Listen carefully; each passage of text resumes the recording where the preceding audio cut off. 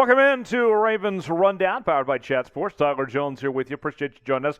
On today's show, we will have the latest Ravens news and rumors surrounding Minicamp, as well as a trade idea involving Denzel Mims of the New York Jets. And we also have an update on Derek Wolfe. All that and more coming up in just a moment. Before we do, we want you guys to show your hatred around here. If you despise the Steelers or Bengals or Browns, any of those AFC North Division rivals, here's your chance to show it. Like the video if you hate any of those three teams. Maybe it's just one of those teams. Maybe it's all three. Whatever it may be. If you hate any of those teams, go ahead and like the video. Show us some love here on today's show. So let's go ahead and talk about this trade idea for Denzel Mims of the New York Jets. Mims has not played well to start off his career, but the folks at SB Nation that cover the Jets put together this trade proposal that does not involve any draft picks. It's a straight-up deal involving Mims to the Ravens in exchange for Patrick Mekari as well as Malik Harrison. The Ravens also get Chuma Edoga, the offensive tackle from the Jets, in return in this trade offer. And look, we're going to talk about trade ideas for the Ravens to pick up another wide receiver for a while until a move is made, whether it's in free agency or a trade one way or the other. As I stated on yesterday's show, I would be very surprised if the Ravens decide to stay with the wide receiving core as is. But let me break down this trade with a few thoughts here, piece by piece. Let's start out with Harrison here. Look, Malik Harrison, inside linebacker. He's been a development project for the Ravens since 2020, and I don't think it would make sense to move on from him right now.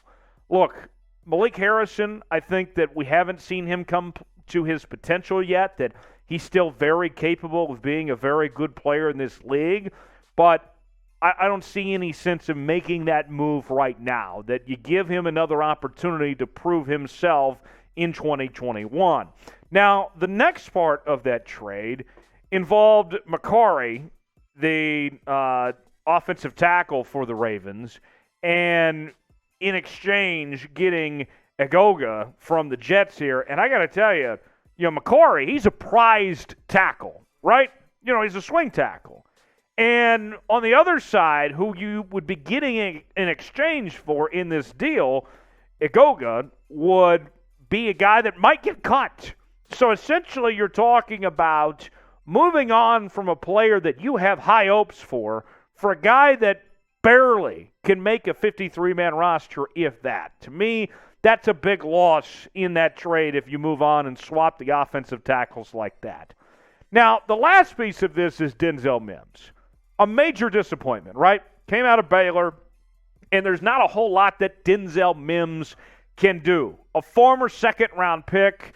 There was a lot of hope, a lot of high potential for Denzel Mims when he came out of Baylor, but the results just simply haven't been there.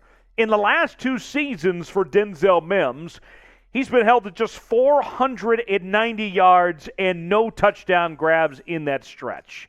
And in that Jets offense, I understand that he hasn't had a whole lot of options to throw him the football that have been worth anything. Zach Wilson's rookie season was pretty bad last year. Sam Darnold didn't play great before that. I understand all that. But with that being said, there wasn't a whole lot of options. Mims' production should have been a lot better than what it was if he were a true second-round talent. So, no, I'm out on Denzel Mims and giving up those type of players for it. No thanks. If you would make that trade, though, if you feel differently than I do, if you would trade for Denzel Mims, like the video. If you would not trade for Denzel Mims.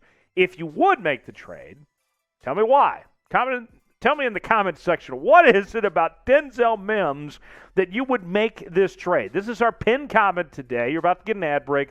Take advantage of it. While that ad is playing, get your votes in and let me know one way or the other if you would make a trade for Denzel Mims or not.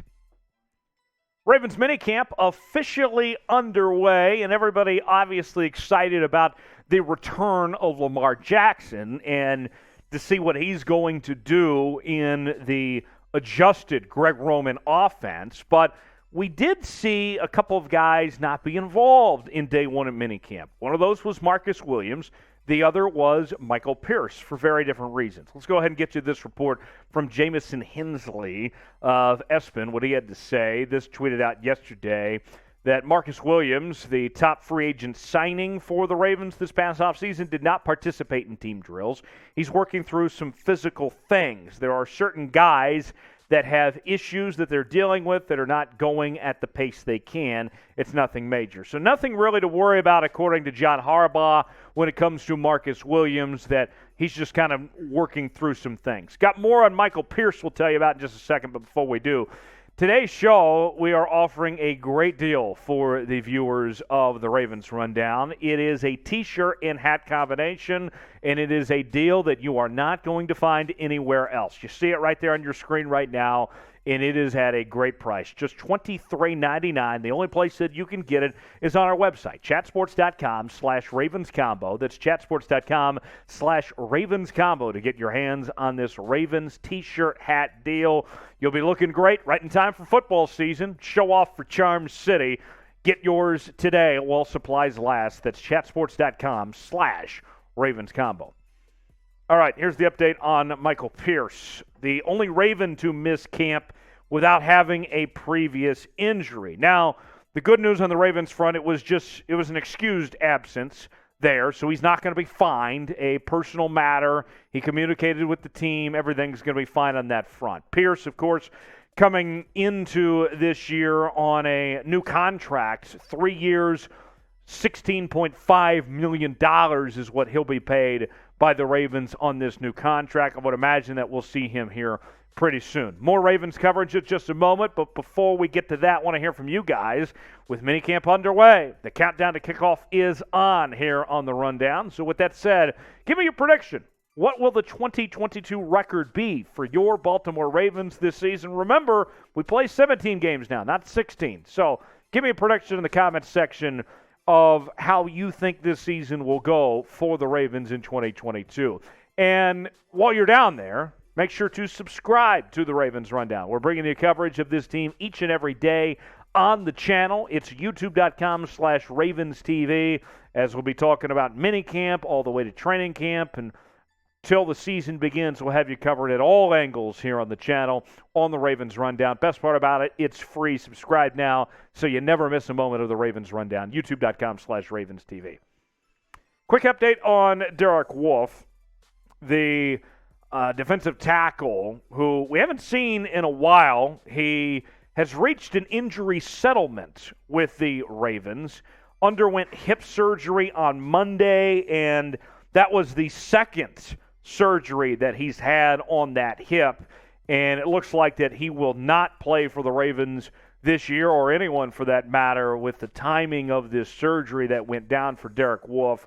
Not exactly clear on how much money the Ravens save on the cap with Derek Wolfe getting this settlement. That's to be determined later. We'll figure out those numbers, but in the meantime, we're going to see this 3-4 front with the Ravens look a lot different. Look, the Ravens weren't expecting to have Derek Wolfe this year anyway, so this doesn't change a whole lot per se, but nonetheless, here's what it looks like right now. As you can see, Odafe Owe at the outside linebacker spot, Justin Matabuke at the defensive tackle spot. He's going to be the guy kind of leading the way, replacing Derek Wolfe, along with Michael Pierce, Calais Campbell. A lot of excitement about Tyus Bowser, your five guys there leading the way for that 3-4 front. So very interesting to see on that front with Derek Wolfe. Unfortunate circumstances, but that's the way the cookie crumbles sometimes on that front. But no Derek Wolfe for the Ravens in 2022. So